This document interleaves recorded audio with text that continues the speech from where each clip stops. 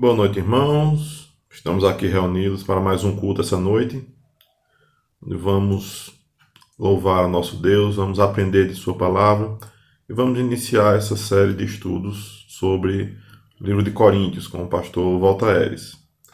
Então, vamos iniciar essa noite com uma oração. Senhor Deus e Pai, obrigado, Pai, por tua misericórdia em nossas vidas, meu Deus.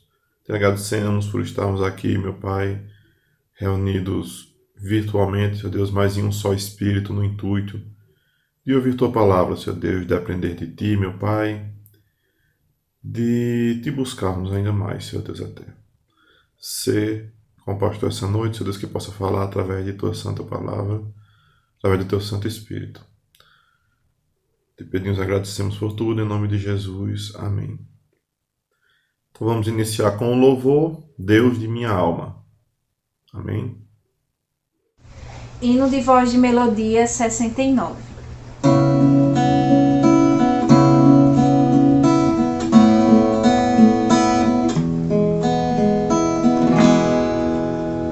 Deus de minha alma, sê minha visão, nada te afaste do meu coração. Na escuridão, no dia brilhar, tua presença me venha guiar.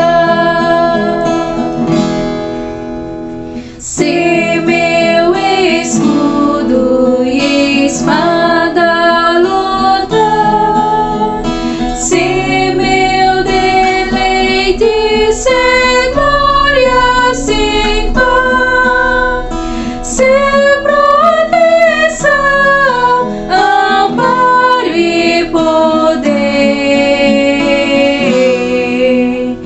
que nas alturas eleve o meu ser. Rei soberano, chegando o final, dá-me as delícias da glória eterna. Reina em meu ser e em meu coração. Seja o teu brilho de toda visão.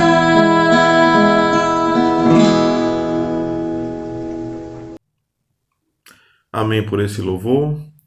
E vamos fazer agora a leitura da palavra, que está no livro de 1 Coríntios, capítulo 1, do verso 1 ao verso 3.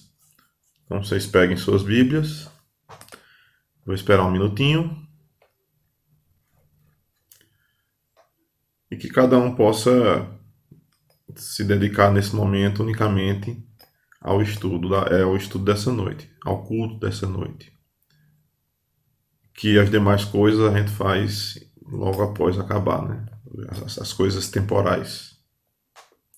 Então, 1 Coríntios, capítulo 1, dos versos 1 ao 3, que diz assim: Paulo, chamado apóstolo de Jesus Cristo pela vontade de Deus, e o irmão Sóstenes, a igreja de Deus que está em Corinto, aos santificados em Cristo Jesus, chamados santos com todos os que em todo lugar invocam o nome do nosso Senhor Jesus Cristo, Senhor deles e nosso. Graça e paz da parte de Deus, nosso Pai, e do Senhor Jesus Cristo. Amém? Então, o estudo vai ser em cima dessa palavra e vamos ter agora mais um momento de louvor com o cântico Jesus me transformou. O hino Jesus me transformou. Amém? Graças e paz, irmãos. Iremos entoar um louvor que fala do tão grande amor de Cristo. Quando nós estávamos perdidos ainda, Ele veio e nos salvou e nos levou para o seu reino de luz. Hino 46 do cantor cristão, Jesus me transformou.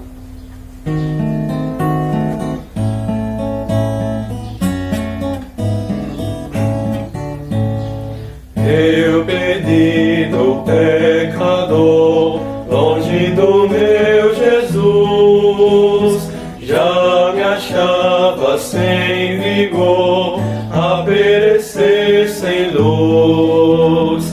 Meu estado Cristo viu, dando-me sua mão, e salvar-me conseguiu da perdição.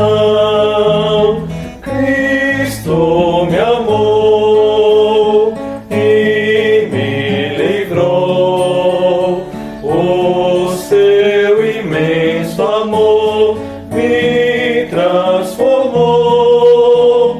Foi seu poder, o seu querer, sim, Cristo Salvador me transformou.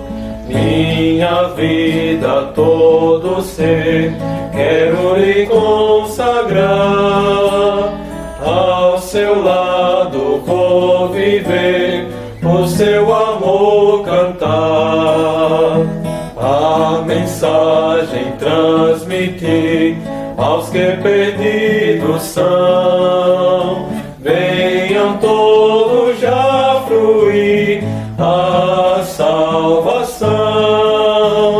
Cristo me amou e me livrou, o seu imenso amor me transformou. Foi seu poder, o seu querer, sim, Cristo Salvador me transformou. Amém. Boa noite, meus irmãos. Sejam muito bem-vindos a mais um estudo da Palavra do nosso Deus.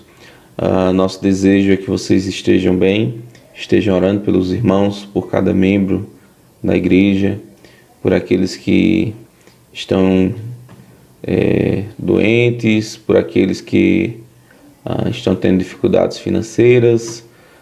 Se importem, orem uns pelos outros, ajudem naquilo que é necessário. Caso precisem de alguma coisa, nos comuniquem.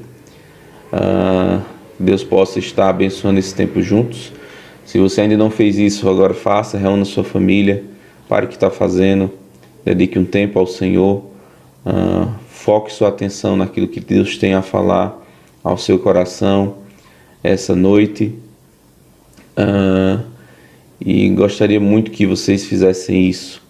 Peguem suas Bíblias, analisem a palavra do nosso Deus, para que vocês sejam transformados no modo agradável a Ele, né? Peço aos irmãos que estejam orando por esse tempo que teremos de aprendizado da palavra em 1 Coríntios, né? A gente tem como tema dessa série, tema geral, aprendendo com as ruínas de Corinto, ouvindo não apenas o que desejamos, mas o que precisamos saber, né?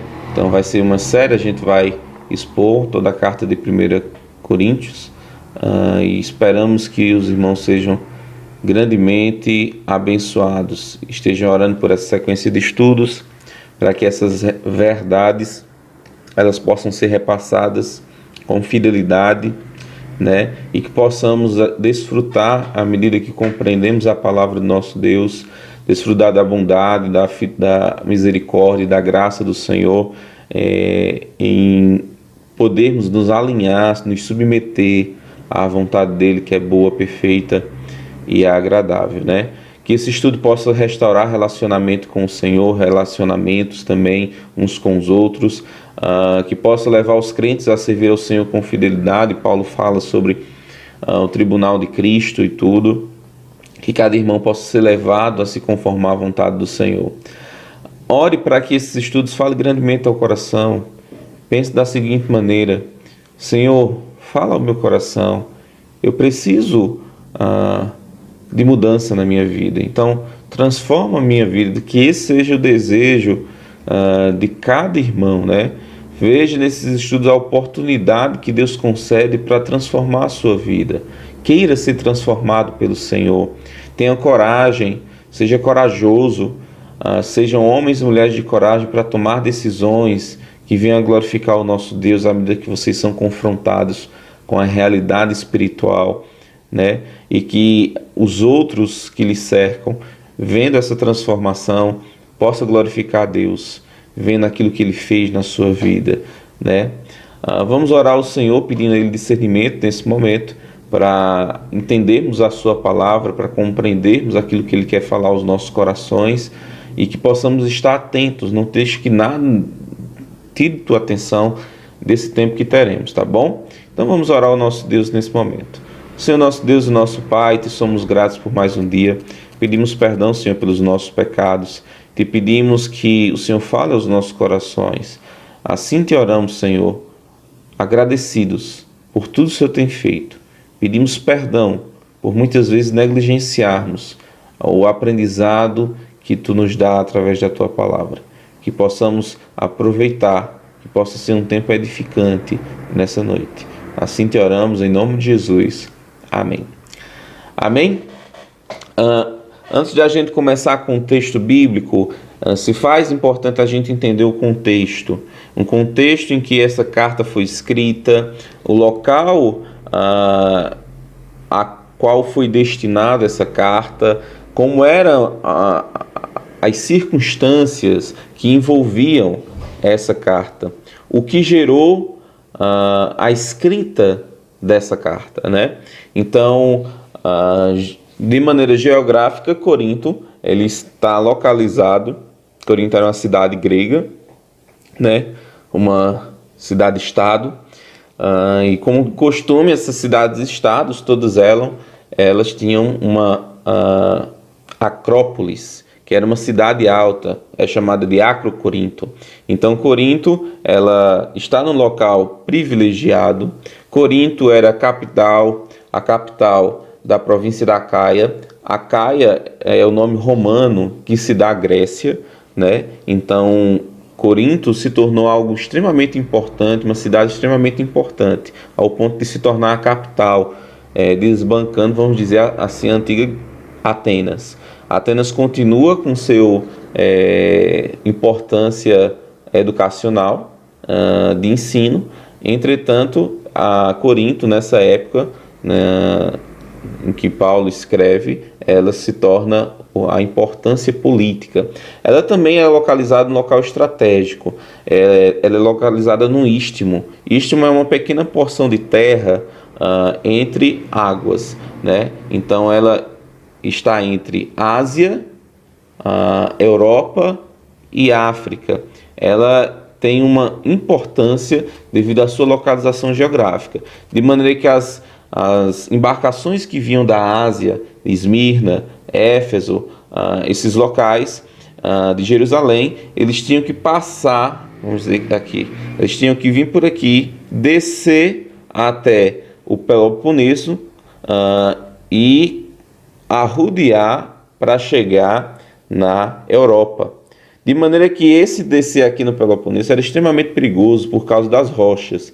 Entretanto, aqui em cima, aqui a gente tem o Istmo de Corinto, que as embarcações vinham, como era pequeno o trecho de Corinto, então embarcações pequenas eles colocavam por cima da terra e levavam até outro porto, e ali eles seguiam viagem. Embarcações grandes, eles deixavam as mercadorias de um lado, essas mercadorias eram levadas até o outro lado em terra, e de lá outra embarcação levava essa mercadoria. De maneira que Corinto serviu como um entreposto comercial. Era uma cidade em que havia muitos viajantes, era uma cidade estratégica, em que havia um fluxo de pessoa muito grande, né? Então você tinha lá, como era uma província romana, uma colônia romana, você tinha romanos, você tinha gregos, você tinha orientais, você tinha judeus. Então tinha uma, vamos dizer assim, uma quantidade de etnias muito grande.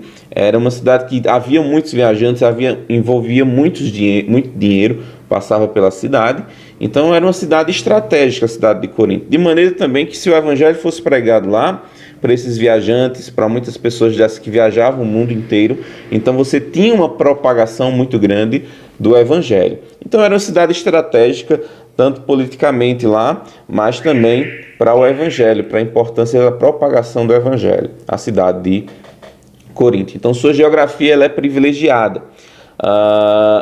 Na religião de Corinto, nas cidades, estados gregas, normalmente se tinha uma cidade alta, que era chamada de Acrópole.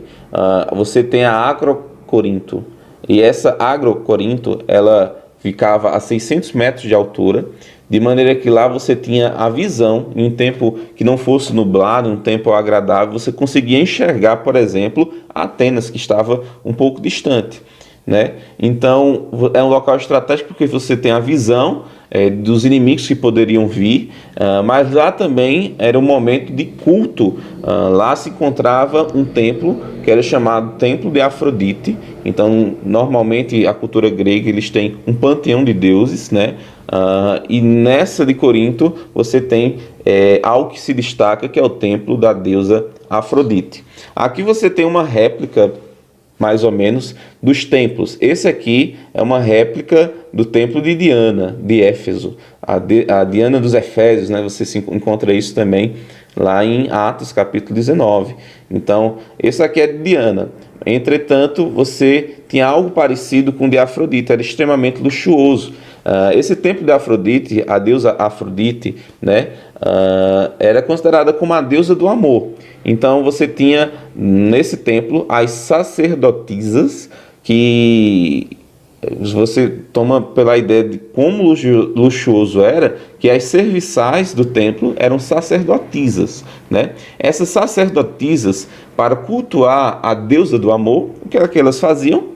Elas desciam até a cidade baixa, e iriam cultuar a deusa do amor como? Tendo relações, se prostituindo as pessoas, os viajantes que vinham até Corinto. Era uma cidade extremamente promíscua, era uma cidade extremamente carnal, né? Ao ponto de você ter um termo que define aquele que morava lá, que vivia lá, ou que tinha essas práticas, corintianizar, né? Então você vai corintianizar.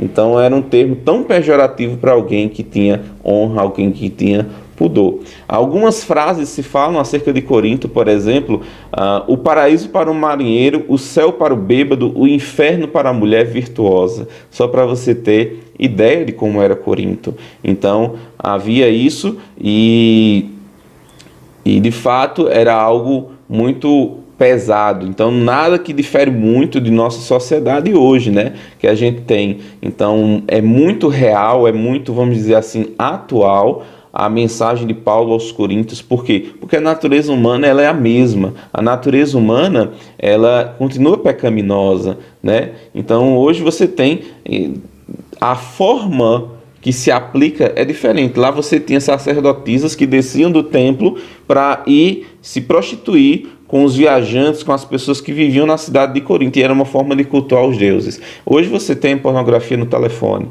que você pode acessar e se prostituir ali, né? De maneira que alguns autores dizem que a igreja de Corinto ela não conseguia se descorintianizar, né? Ela estava inserida no meio, ela estava inserida numa sociedade, e esse não é o problema. O problema é que aquela sociedade estava inserida dentro da igreja. E é isso que muitas vezes a gente vê no retrato de nossas igrejas hoje em dia. A gente tem que estar inserido no mundo, né? Cristo diz isso em João, né? Não vos peço que tire do mundo, né? Então nós estamos inseridos no mundo para ser a luz do mundo, como foi falado hoje de manhã pelo irmão Marcos. Entretanto, o mundo não tem que estar inserido dentro da igreja, as práticas mundanas. E era isso que ocorria na igreja de Corinto. A igreja de Corinto é uma igreja extremamente problemática. Era uma igreja que tinha divisões, era uma igreja que tinha luta judicial de um irmão contra o outro, era uma igreja que tinha pecado, era uma igreja que tinha aberrações doutrinárias, né, que negava até a ressurreição. Era uma igreja que as pessoas se achavam dotadas, havia humilhação, havia problemas na ceia, havia questões de dons espirituais que não eram colocados de maneira apropriada. Então, era uma igreja que tinha muitos problemas, problema em relação a casamento, problema em relação a tudo, né? Então, era uma igreja em que a cultura ela estava inserido dentro da igreja. Então, era uma igreja problemática. Era também uma cidade em que culturalmente e socialmente era importante ao ponto de o segundo tipo de jogos mais importantes da antiguidade ser praticado lá, que era chamado de jogos istmicos, que perdia apenas para os Jogos Olímpicos da Grécia, né? Que eram realizados em Atenas. Entretanto, a segunda competição, vamos dizer assim, mais importante era realizado em Corinto. E muitas vezes Paulo pega esses exemplos de jogos de importância que se tinha naquela época, até para retratar o nosso serviço ao Senhor, para que houvesse uma compreensão. Talvez se Paulo estivesse no Brasil e fosse falar sobre serviço ao Senhor, né? Talvez ele falasse sobre a dedicação dos esportistas no futebol, né? Então, mas como ele está no contexto da Grécia, então ele fala sobre jogos que ali se tinha, jogos atléticos, né? Também se existe um provérbio, não é para qualquer não é para qualquer homem uma viagem a Corinto, porque a pessoa que ia a Corinto, possivelmente ali ele vamos dizer assim, se corromperia, né? Então você tem essas frases, e um termo que era extremamente pejorativo era corintianizar. Quando usavam esse adjetivo para falar de uma pessoa, falavam de uma pessoa que era totalmente promíscua, né? Então esse é o contexto mais ou menos que se encontra. A primeira vez que Paulo se deparou com Corinto foi na segunda viagem missionária. A intenção dele era ir para a Ásia. O Espírito do Senhor, houve um cidadão macedônico, passa aqui, nos ajuda, então ele passa Filipos, Macedônia, Bereia, Atenas, e depois de Atenas ele chega em Corinto. 2 Coríntios fala que ele chegou lá em tristeza, talvez até por causa do resultado e das preocupações que se tinha em Tessalônica, a preocupação e o resultado que se teve em Atenas, né? Mas ele chega lá em Corinto na segunda viagem missionária, quando ele vai para a Europa, né? E lá Paulo encontra Áquila e Priscila, que eram judeus que vinham de Roma, expulsos de Cláudio, e lá ele passa 1 ano e meio em Corinto pregando na sinagoga, trabalhando. Eles são levados ao julgamento, ele é liberado, vamos dizer assim, porque é acusado, mas é liberado, e passa 1 ano e meio pregando em Corinto, estabelece a igreja de Corinto, né? Depois disso, de 1 ano e meio trabalhando com Priscila e Áquila lá, ele parte de Corinto. Então, deixa Priscila e Áquila em Éfeso. Priscila e Áquila conhece quem? Apolo. Apolo era um homem dedicado ao Senhor, que ensinava o ensino de João Batista, ou seja, o arrependimento, ou seja, que o Messias viria, ou seja, ele ainda não sabia de Cristo. Priscila e Áquila aperfeiçoa, vamos dizer assim, o ensino dele, complementa o ensino dele dizendo Cristo já veio, e depois disso Apolo vai para Corinto.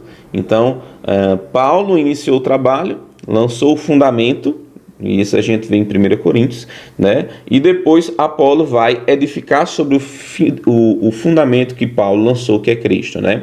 Então você tem como segundo pastor da igreja de Corinto Apolo. A Bíblia fala que ele era poderoso, isso você pode também ver em Atos capítulo 18. Ele era poderoso nas palavras, então era uma pessoa que tinha uma capacidade, e algo que era buscado muito pelos gregos, né? Os gregos sempre foram conhecidos pela retórica e tudo, né? Então, entender isso ajuda muito a compreender a carta de Paulo aos Coríntios, né? Mas esse é o contexto. Gostaria que depois, durante a semana, você lesse Atos capítulo 18 para você entender um pouquinho mais do que eu estou falando, para você se localizar nas viagens de Paulo. Mas vamos para o nosso texto de hoje, né? O nosso texto de hoje se encontra em 1 Coríntios, eu queria que você fosse até lá. 1 Coríntios capítulo 1, versículos de 1 a 3.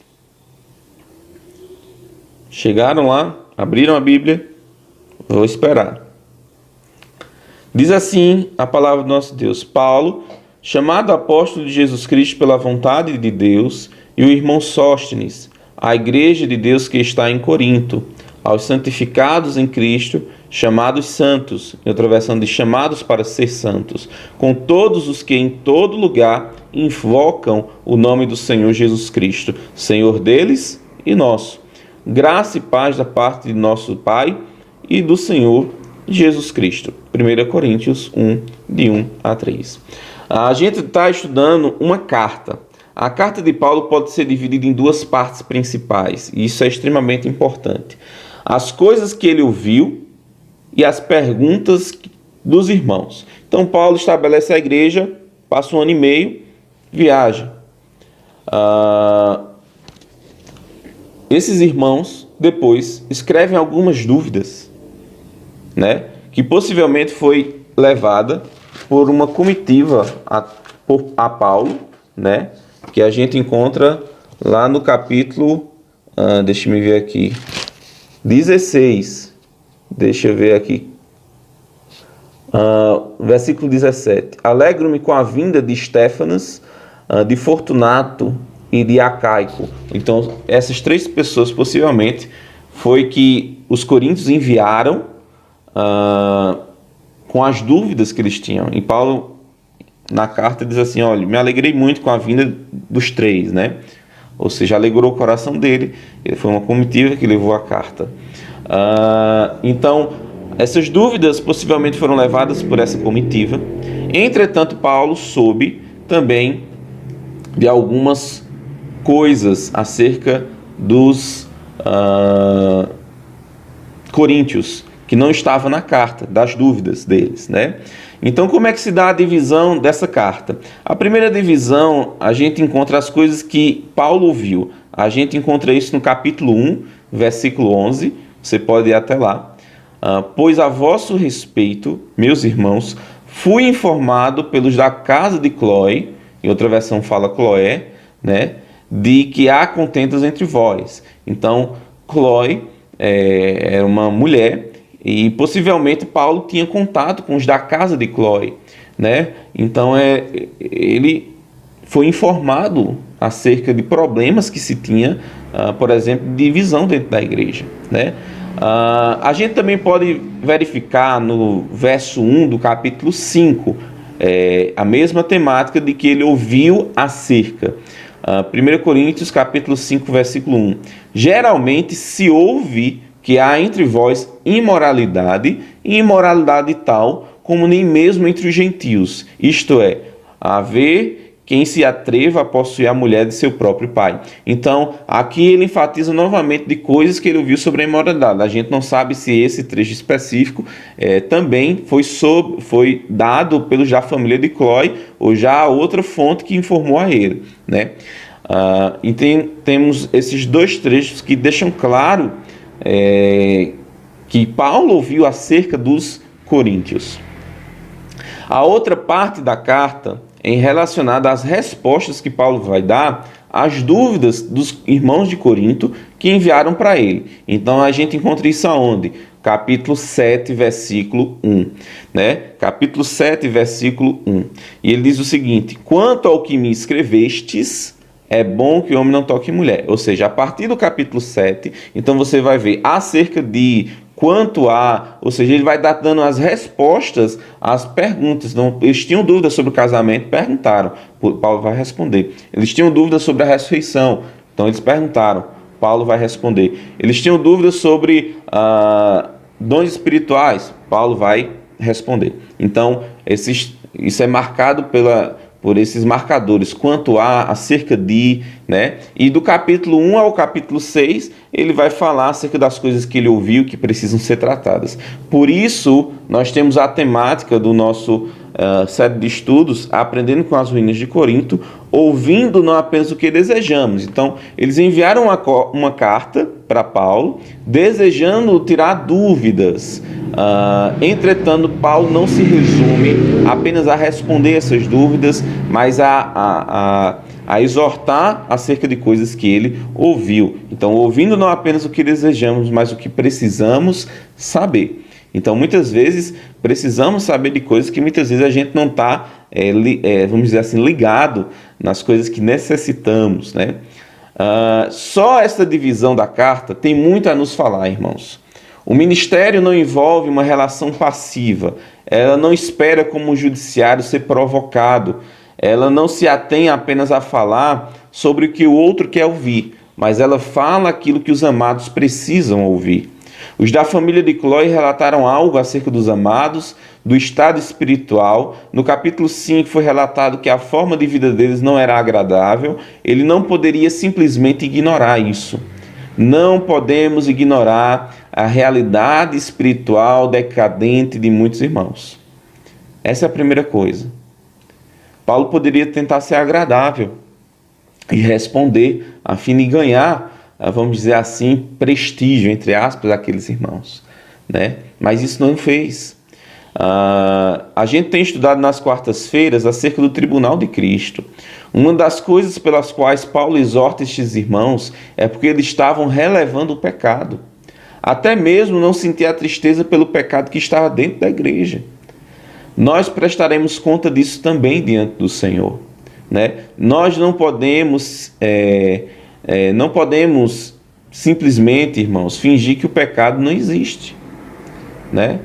Aqui Paulo não ignorou isso. Ele poderia ter ignorado? Poderia. Mas se ele ignorasse, ele não seria um servo que pretendia ser do Senhor, né?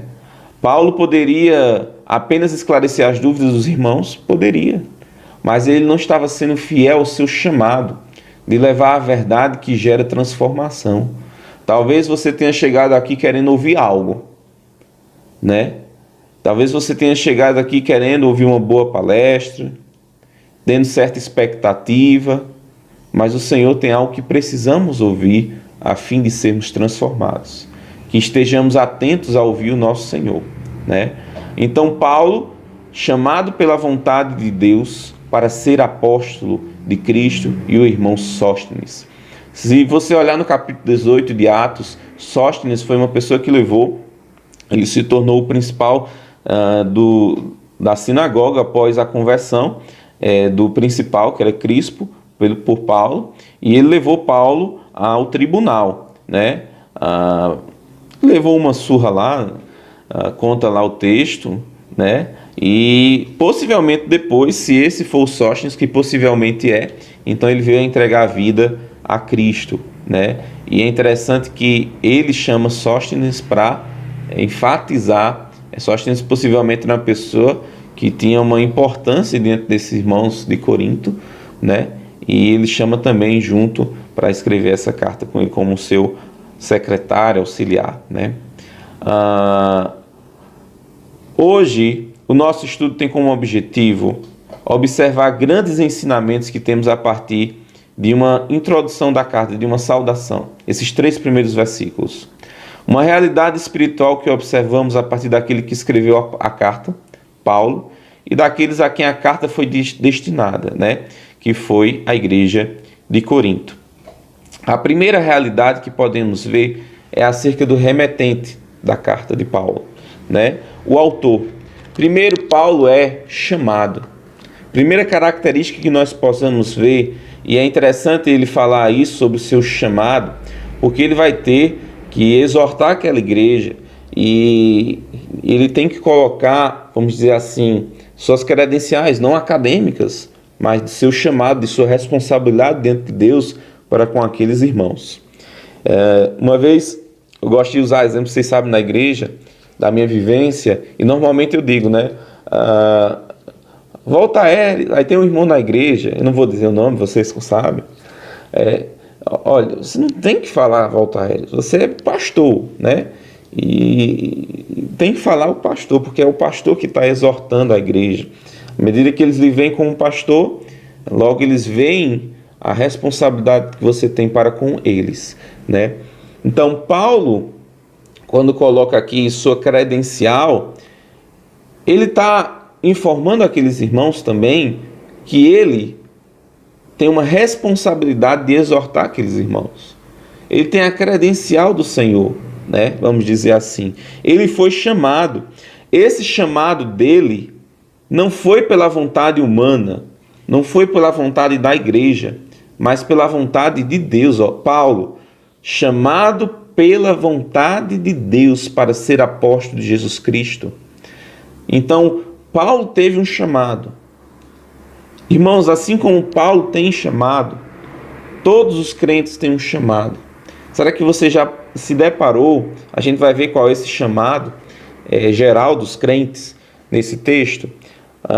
Mas será que você já se deparou perguntando, Senhor, o que é que o Senhor quer fazer da minha vida? Né? O que é que Deus quer que eu faça da minha vida? Será que você já fez essa pergunta? Talvez você que esteja me ouvindo, o Senhor esteja lhe chamando para ser um missionário aí em uma terra longínqua, né? Talvez o Senhor tenha lhe chamado a ser um pastor, uma missionária, né? Talvez o Senhor tenha lhe chamado para exercer o seu dom, o seu talento, servindo a igreja através dos cânticos, através do ensino musical, né? Como o Senhor tem lhe chamado? A gente vai ver um chamado que todos os crentes se encaixam nisso. Todos. Se você não encontrou o seu chamado, saiba que tem esse chamado. Se dedique a esse chamado e as coisas depois ocorrerão na vontade do Senhor. Mas esse chamado é específico para todos os crentes. Então Paulo foi chamado. À medida que Paulo é chamado, ele tem uma responsabilidade diante do seu chamamento. Notem que Paulo não foi chamado para um lugar. Paulo não foi chamado para uma condição, mas Paulo foi chamado para um serviço. O apostolado, inclusive nessa própria carta, ele diz que o apóstolo, ele como apóstolo, é um dos menores dos apóstolos. Então ele não está usando esse título como uma forma de se engrandecer, porque ele se considera o menor de todos. Paulo, em outro momento, também ele diz que aos apóstolos talvez foi dado o maior sofrimento, né? Então, muitas vezes o chamado do Senhor revela para a nossa vida um sofrimento que é agradável dentro do Senhor, porque é fazer a vontade de Deus, né? Então, qual é o seu chamado? Você já parou para pensar? Em que Deus tem lhe chamado e lhe responsabilizado diante disso? É uma pergunta que a gente deve fazer. O chamado do Senhor é um ministério. O chamado do Senhor a gente não deve ver como um emprego. Pastorear, por exemplo, não deve ser visto como um emprego, né? Mas deve ser visto como um ministério, como um serviço ao Senhor. Assim como Paulo via o seu apostolado, né? Então, primeira coisa que nós podemos enxergar acerca de Paulo é que o seu serviço foi um chamado do Senhor, né?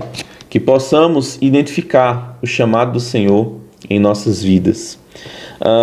Segunda coisa, Paulo chamado pela vontade de Deus para ser apóstolo de Jesus Cristo e o irmão Sóstenes. Sóstenes a gente já falou. Versículo 2, o destinatário. Se lembra do contexto que nós falamos? Vocês se lembram dos problemas que tem na igreja de Corinto? Do capítulo 1, versículo 2 ao versículo 9, nós vemos, a gente vai trabalhar os 3 primeiros, mas do versículo 2 ao versículo 9, a forma como Deus enxerga o seu povo. E isso faz com que a gente seja tão grato a Deus, que a gente seja tão agradecido pela sua misericórdia, pela sua graça, ao ponto de nos constranger desse amor e ao ponto de tomarmos coragem para tomarmos decisões que glorificam a Ele. Como Deus enxerga você, pecador? Como Deus enxergava a igreja de Corinto, cheia de falhas, cheia de problemas. A igreja de Deus que está em Corinto, aos santificados em Cristo Jesus. Né? Uma vez, em uma aula, o pastor perguntou a alguém como poderia se descrever a igreja de Corinto. E essa pessoa disse assim, eles não estavam muito bem não, né? Aí o pastor chegou para ele e olhou assim, meu irmão, você está sendo muito bondoso para com eles, né? A igreja de Corinto era horrível, irmãos. Era uma igreja extremamente falha. Mas como Deus enxerga os santificados em Cristo? A igreja, aqui o termo quer dizer aqueles que foram separados. Aqueles que foram separados para uso exclusivo do Senhor. Eles são santos. Santo aqui não é uma característica de piedade, mas é o significado de ter sido separado. Então, a forma como Deus enxerga eles estando em Cristo, eles já são santos. Ele está falando da santificação posicional que temos em Cristo, né? Paulo escreve essa carta a uma igreja muito problemática, a uma igreja muito difícil, né? Com a finalidade de que problemas sejam resolvidos. Mas é interessante que Paulo, para fazer isso, a primeira coisa que ele faz não é falar dos problemas, é falar de quem eles são em Cristo, é falar do chamado deles, do chamamento deles, né? Então, muitas vezes, para a gente corrigir um problema dentro da igreja, para a gente corrigir uma dificuldade que estamos tendo, é necessário relembrar de quem somos. É necessário de relembrar nossa vocação, para que nós fomos vocacionados, chamados, né? Às vezes a gente pode ter um problema dentro da igreja, de briga, o que nós somos? Nós somos um corpo, meus irmãos. Nós somos um corpo que está interligado uns com os outros, né? Quando um problema sobre casamento, como é que nós podemos chegar à solução? Lembrando o que eles são no casamento. Vocês são uma só carne, uma só pessoa agora, vamos dizer assim, né? De maneira que não existe mais você isolado e o outro isolado, mas é uma só pessoa, né? Então, relembrar aquilo que nós somos, relembrar o nosso chamado, é extremamente importante para termos a aplicação daquilo que nós já somos. Paulo queria que esses irmãos entendessem aquilo que eles são em Cristo e eles tivessem uma atitude alinhada, concernente àquilo que eles já eram em Cristo, né? Eles eram santos, eles eram separados. Segunda coisa que nós podemos aprender acerca do destinatário, que esse aprendizado resolveria muitas coisas em Corinto. Sabe o que é? Versículo 2, primeira parte. A igreja de Deus. Só isso, meus irmãos, quando nós temos a compreensão que a igreja não pertence a um pastor, que a igreja não pertence a uma família abastada, que a igreja não pertence a alguém que tem influência dentro da igreja, resolve muito problema, né? Muitos aqui dentro da igreja de Corinto, a gente vai ver nos estudos futuros, se achavam donos da igreja. Por quê? Porque eram partidários, né? Paulo iniciou o trabalho, então as pessoas se achegaram mais a Paulo.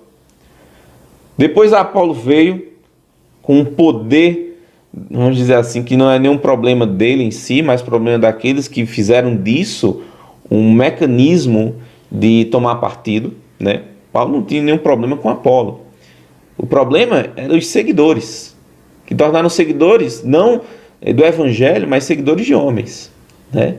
Então, quando nós entendemos que a igreja é do Senhor, quando nós entendemos aquilo que Paulo fala, que todos nós somos cooperadores, né? Pegando um exemplo, é óbvio que a gente não teve esse problema, se teve, eu não sei, espero que não.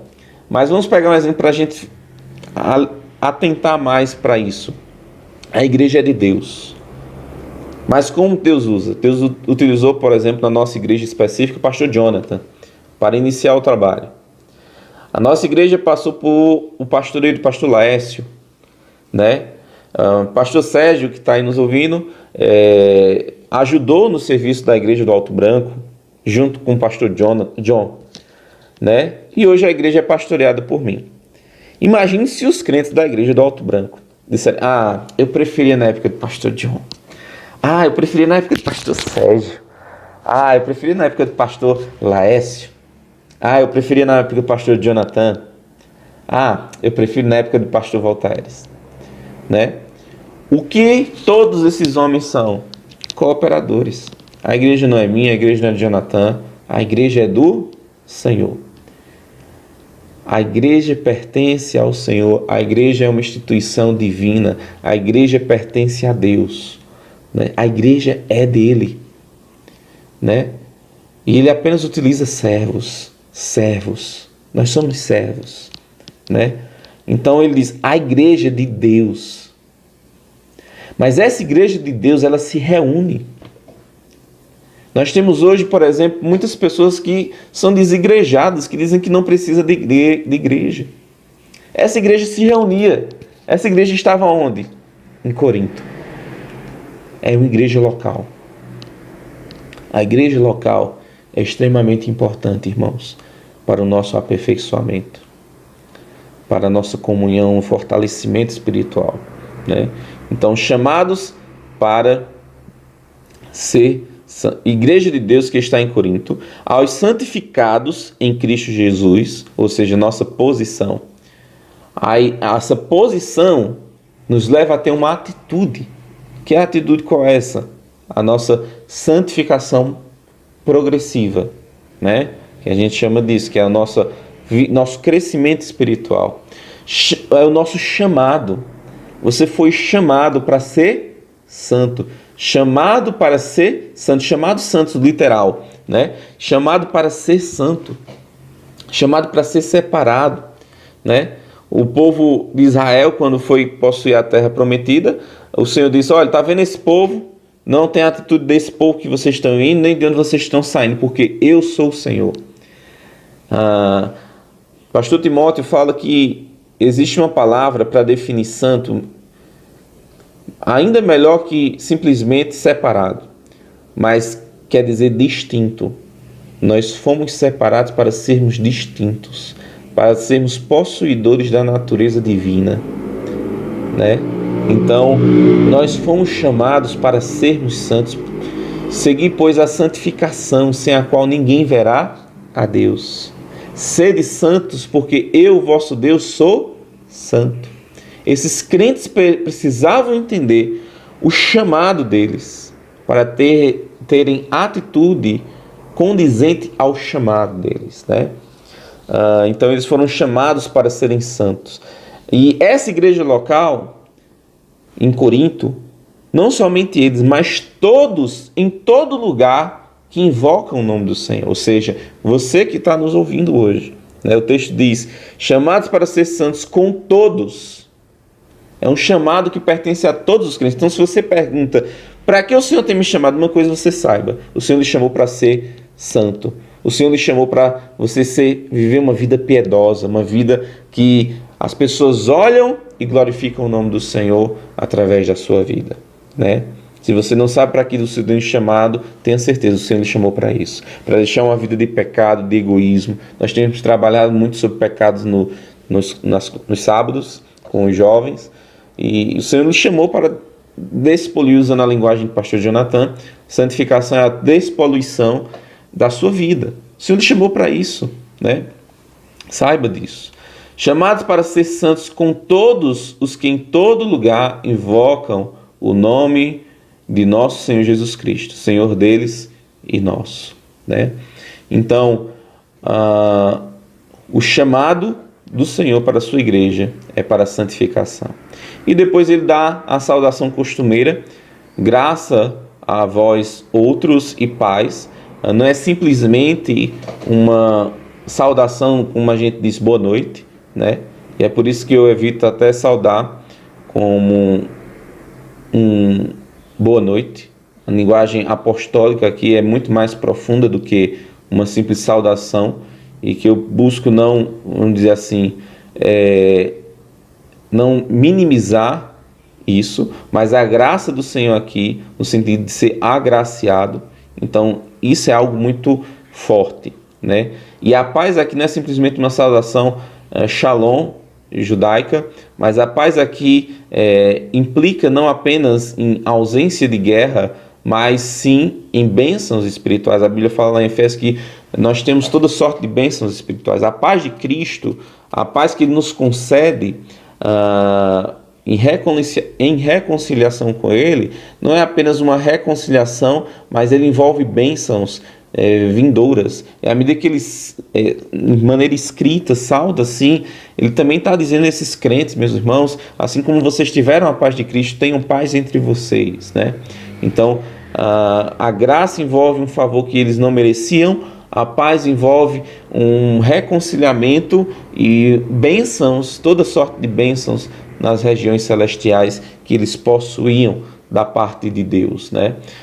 Nosso Pai e do Senhor Jesus Cristo. Que filiação que temos em Cristo. Então ele relembra aos crentes de Corinto quem eles eram. Ele relembra os crentes de Corinto o seu chamado. Talvez hoje você precise relembrar quem você é em Cristo, o propósito que Deus quer para a sua vida, e assim você possa começar a ter atitudes, se arrepender de forma de vida que você tem vivido, para que você possa ser aquilo que o Senhor quer que você seja, né? Então, que possamos, irmãos, colocar de fato o Senhor em primeiro lugar, saber que a igreja do Senhor pertence a Ele, é dele, né? E que possamos entender essas coisas, independente das circunstâncias que nós vivemos, que você possa desfrutar do amor de Deus que olha para uma igreja cheia de problemas e diz: vocês me pertencem, a igreja do Senhor. E semana que vem a gente vai ver um motivo de gratidão por essa igreja. Eita, ainda é motivo de gratidão essa igreja tão defeituosa? É um motivo de gratidão, porque aquele que começou a boa obra a aperfeiçoará até o dia de Cristo. Então o crente pode ser problemático, o crente pode estar com pecado. Deus chama ele ao quê? A ter um padrão de santidade. Mas mesmo crente, estando em pecado, ele é uma bênção, ele é um motivo de gratidão, porque ele foi iluminado, porque ele foi resgatado. Se lembrem disso, né? Se lembrem que apesar das dificuldades, apesar dos problemas que cada irmão tenha, esse irmão é o motivo de nós agradecermos ao Senhor, pois um dia ocorreu uma festa nos céus pela vida dele. Amém? Então que os irmãos possam refletir acerca disso e possam moldar o coração de vocês com a palavra do nosso Deus. Esperamos que sejam tempos de transformação no Senhor, né? Temos que exercer na prática, naquilo que já somos em Cristo, ser santos. Amém? Deus abençoe, tenha uma ótima noite. Estaremos retornando na quarta-feira com mais um estudo escatológico. Deus abençoe. Leiam Atos capítulo 18, para que você tenha uma dimensão maior do contexto de Corinto. Deus abençoe e até quarta-feira. Amém pela pregação de hoje, pelo pastor Volteres, que essa palavra tenha tocado no coração de cada um, que possamos nos edificar cada dia mais nela. Então, estamos terminando aqui esse culto dessa noite. Teremos ainda um momento de louvor, renunciar à velha estrada, será o canto logo em seguida. E convidamos os irmãos a nos acompanharem nos demais cultos da semana, né? Na quarta-feira, às 19h30, teremos o nosso culto de oração. No sábado, o culto dos jovens pelo Instagram. E no domingo, teremos a escola dominical e mais uma vez o culto à noite. Lembrando que todas as manhãs, de segunda a sexta, nós temos o nosso devocional da quarentena, com o pastor Voltaires, que todos podem encontrar no blog da nossa igreja. Eu vou colocar o endereço aqui embaixo. Quem quiser acessar pode ir lá. Lá vai ter todas as nossas programações, todos os cultos que já tivemos, que estão gravados, estão lá. Os programas de rádio da terça-feira com o irmão Joselito, o Fundamentos da Fé, estão lá também. E os devocionais da quarentena. Então, Os irmãos que quiserem, os visitantes, podem ir lá no blog e encontrar todos os nossos cultos. Amém? Então, uma boa noite a todos. Que o Senhor nos guarde durante toda essa semana, proteja, livre e guarde a todos de todo mal. E vamos ficar com o hino agora. Amém? Até mais. Boa noite a todos os irmãos. Este corinho eu aprendi quando participava do acampamento de carnaval lá no Valentina. Eu acho que Mei, Marcos, meu pai, até Tênia lembra deste corinho que eu vou louvar ao Senhor para os irmãos.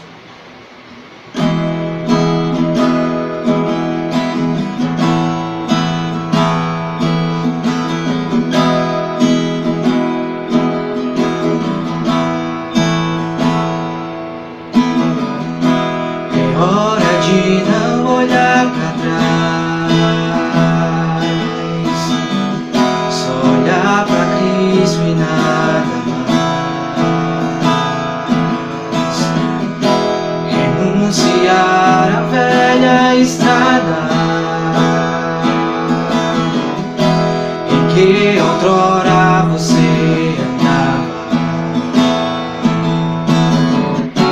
É hora de recomeçar uma nova caminhada em nova estrada, seguindo a Cristo e mais nada. É hora de recomeçar uma nova caminhada em nova estrada, seguindo a Cristo e mais nada. É hora de não olhar para trás, só olhar para Cristo e nada mais. Viver com Ele a cada instante,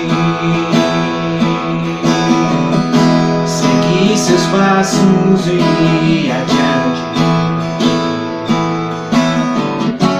É hora de recomeçar uma nova caminhada em nova estrada, seguir a Cristo e mais nada.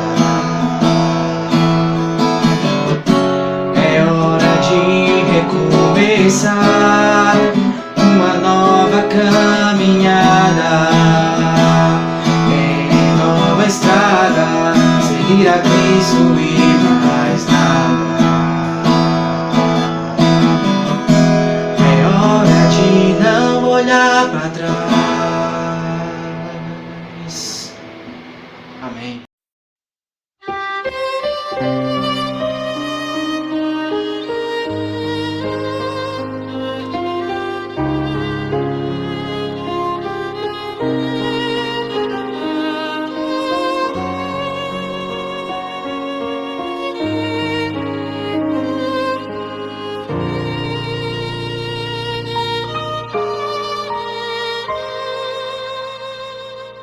A lei que